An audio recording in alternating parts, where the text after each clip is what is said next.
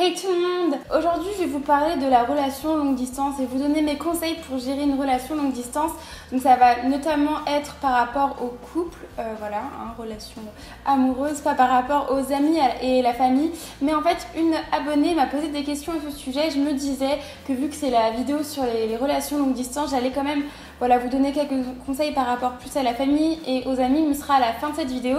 Donc vous vous doutez bien qu'il y a plein de choses à dire sur la relation longue distance et surtout comment faire pour que ça marche. Donc comme vous le savez, moi depuis que je suis en Californie, avec Thomas, on est en relation longue distance et voilà, j'ai remarqué pas mal de choses, quelques changements.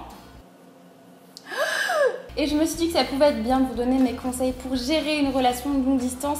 Vous avez été plusieurs aussi à me le demander, etc. Bref, j'arrête de parler. On commence. Du coup, il y a plein de choses à dire et je voulais pas que ça soit le bordel. Du coup, j'ai découpé ça en 10 conseils. 10 points.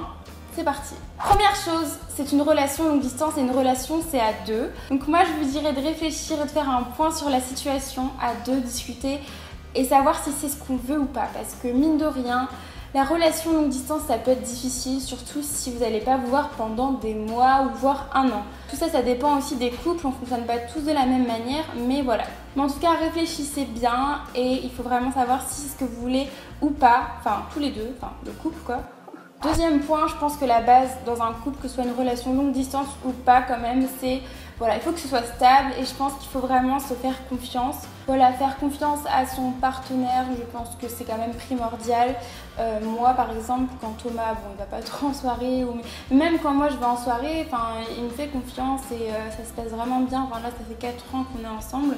Donc voilà, je pense que la confiance est aussi la base pour que le couple soit stable. Et aussi j'avais oublié de vous dire un truc, mais voilà, les conseils que je vais vous donner par rapport à ma relation avec Thomas, c'est aussi que nous, on n'a pas été dès le début en relation longue distance, donc ça aussi, ça peut varier. Troisième conseil pour gérer une relation longue distance, donc il faut être motivé par quelque chose. Donc nous, par exemple, on sait qu'on va se revoir dans X jours, X mois, et du coup, voilà, c'est comme un objectif, vous voyez, et du coup, ça motive, ça vous redonne la pêche, et du coup, on va penser, planifier les retrouvailles, faire quand on va se retrouver, etc. Moi, avant que Thomas, par exemple, et ma famille, etc. viennent pendant les vacances de décembre, j'étais super contente. Et en cours, quand c'était les cours, il fallait pas trop écouter, quand c'était tranquille, j'étais là en cours en train de planifier ce qu'on allait faire et tout. Et du coup, ça vous met vraiment de bonne humeur. Donc, quatrième conseil, je pense que ça dépend vraiment des couples. Donc soit vous fonctionnez un peu au feeling, donc nous c'est comme ça qu'on fonctionne, soit en gros vous mettez, je vais pas dire des règles mais en gros c'est ça, mais je trouve que c'est un peu plus stressant. Quand je dis fixer des règles, c'est par exemple s'appeler X jours machin, X soir, moi c'est pas du tout comme ça, nous on fonctionne vraiment au feeling, on s'appelle pas tous les jours mais on se parle tous les jours sur WhatsApp et tout. Moi quand j'ai des choses à faire et que je peux pas lui parler, je peux pas lui parler, vous voyez, et franchement il va bien, il m'appelle pas non plus, on s'appelle pas non plus tout le temps, on s'appelle souvent hein, mais voilà, faut pas non plus que ce soit too much. Donc moi je pense qu'il faut quand même se laisser aller, voilà. Faut pas se fixer des règles, je pense, pour une relation longue distance. Après, comme je dis, ça dépend des couples, mais je trouve que ça serait plus oppressant, contraignant que... après voilà, ça dépend vraiment des couples, mais nous en tout cas c'est comme ça qu'on fonctionne. Cinquième point, se parler au maximum. Bon, quand je dis au maximum, c'est pas trop non plus, genre ne pas non plus s'appeler toute la journée. Donc, par exemple, que je vous disais avec Thomas, on Skype, pas tous les jours, tous les 2 jours. Ou quand c'est tous les jours, c'est juste par exemple le matin quand il prend son petit déj, donc ça va durer 10 minutes.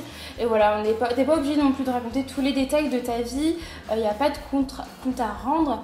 Sixième point qui a changé dans notre couple depuis que je suis en Californie, donc c'est créer quelque chose de nouveau dans le couple, un peu pimenter la relation, je sais pas, des petites choses qui motivent, des petites choses cool. Donc par exemple, vous pouvez tous les deux, chacun acheter un petit cahier, vous allez tenir un espèce de journal intime, qu'après vous allez vous échanger quand vous vous retrouverez. Donc ça c'est un peu puis la praline et tout, mais je trouve que c'est assez cool. Et même pour plus tard, vous voyez, ça va vous faire un petit souvenir quand vous aurez 50 piges et que vous lirez le journal. Moi je trouve ça cool. À l'ancienne, vous pouvez également vous envoyer des lettres. Vous pouvez également écrire un blog à deux, je sais pas, ou un blog surprise, des trucs comme ça. Vous pouvez trouver en fait juste des petites choses nouvelles qui vont faire plaisir à l'autre. Donc vous envoyez des colis, des peluches, des choses comme ça. Et si vous trouvez quelque chose de nouveau à faire qui va un peu changer, pimenter la relation, moi je trouve ça cool. Septième conseil que je dois aussi m'appliquer à moi-même, désolée je regarde en bas parce que j'ai noté mes trucs et tout et j'ai pas envie de vous oublier, d'oublier un truc à dire. J'arrive plus à parler aujourd'hui. Prendre le temps de discuter, de parler, d'écouter l'autre quand ça va mais aussi quand ça va pas. Et ça, j'y arrive pas trop parce que moi, quand je suis énervée, alors je raccroche tout le temps au nez à Thomas, le pauvre. Mais je pense que c'est bien de parler, surtout quand ça va pas. Moi, j'arrive pas à parler quand ça va pas. Quand ça va pas, je m'énerve, je deviens horrible. Mais je pense que oui, il faut vraiment discuter, dire tout ce qu'on ressent. Et je le sais, je suis la première à le savoir, c'est très dur à faire, sauf si... Oh mais c'est pas possible ces tuyaux là. C'est très dur à faire, mais pour qu'un couple fonctionne, il faut vraiment discuter et parler. Et voilà, chose sur laquelle je vais travailler. Donc 8e conseil, se raconter ses journées ou bien les passer ensemble. Donc un peu, comment dire, genre... comment je pourrais vous dire ça? En gros, que votre copain vous accompagne un peu dans votre quotidien. Donc là, par exemple, moi, des fois, quand je filme des tutos make-up ou trucs comme ça, je suis aussi en train de skyper. Quand vous travaillez, quand vous faites la vaisselle, quand vous vous coiffez, quand vous maquillez. Vous voyez, juste des petites choses comme ça, amenez-les un peu dans... Enfin, amenez-les, ça veut rien dire, mais faites-les rentrer dans votre quotidien.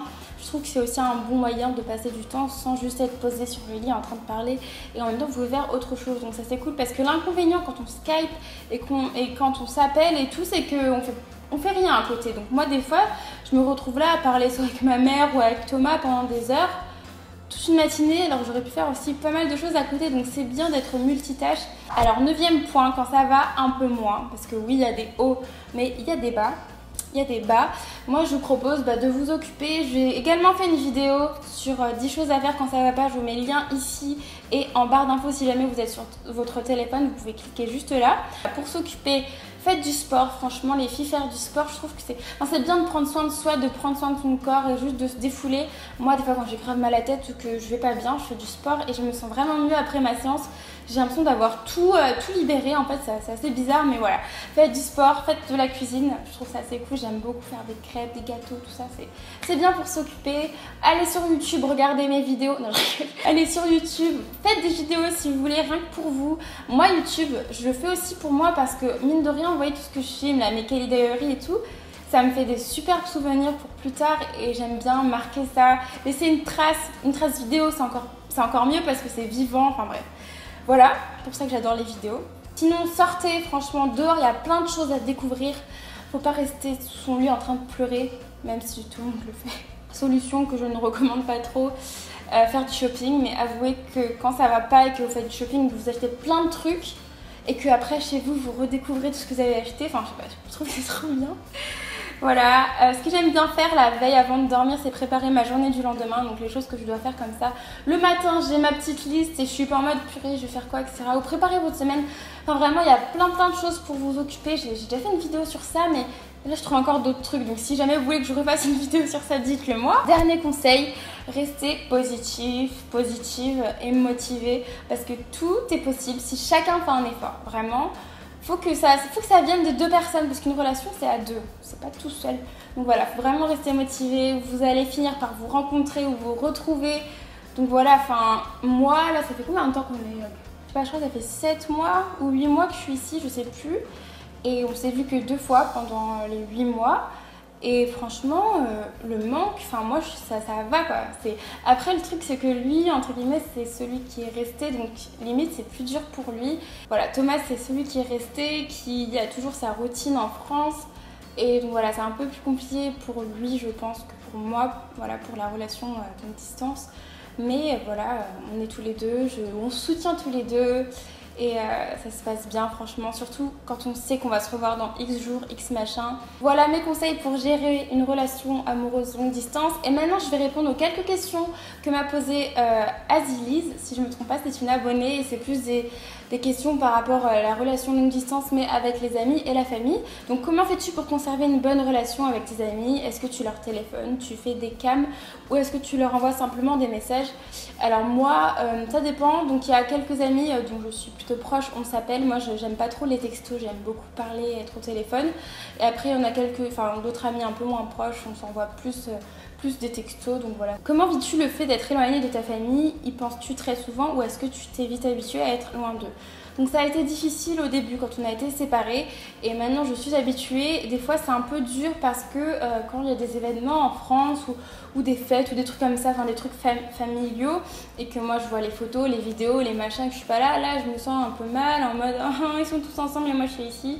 Et souvent ça arrive quand je fais rien de spécial, donc je suis encore plus en train de déprimer, mais bon voilà, ça fait partie de l'aventure. Est-ce que ça t'arrive parfois de te sentir seule au monde parce que tu es éloignée de tes proches? Sinon, qu'est-ce que tu ressens en étant loin d'eux? Bien sûr que oui, ça m'arrive. Des fois, je me mets à pleurer comme si c'était la fin du monde, vraiment. Bien sûr que oui, voilà, ça arrive dans les périodes où on a un petit coup de mou. Et dernière question, est-ce que tu pourrais également peut-être nous donner une ou deux astuces pour aller mieux quand on a des petits moments de désespoir?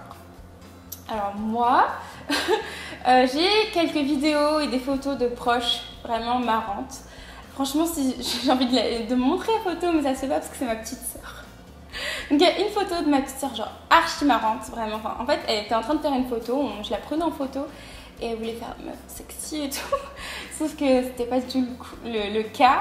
Et quand je vois la photo, t'es obligé de rigoler quoi. Donc juste ça, par exemple, ça va me redonner le sourire. Regarder des vidéos drôles aussi sur YouTube ou bien des films heureux. Je pense que c'est des petits moyens pour aller mieux. Ou bien si jamais il fait beau, allez juste vous poser. C'est mieux s'il fait beau parce que s'il pleut, ça marche pas trop. Donc voilà, cette vidéo est terminée. Vraiment beaucoup de choses à dire. J'ai envie de vous dire plein de choses. Puis des fois, j'ai envie de vous poster des vidéos tous les 2-3 jours. Mais bon, je sais pas, je poste qu'une vidéo par semaine, voire des fois 2. Dites-moi, mais j'ai pas envie de vous saouler trop, d'être trop présente, je sais pas. Et ça fait qu'une semaine que j'ai pas posté de vidéo, mais j'avoue que ça fait 3 semaines. Donc je pense que je dois poster plus, non? Enfin, je sais pas, dites-moi ce que vous voulez. Je vous embrasse, je vous aime très fort et je vous dis à très vite pour une prochaine vidéo. Bye! Ah, j'ai des fourmis aux pieds!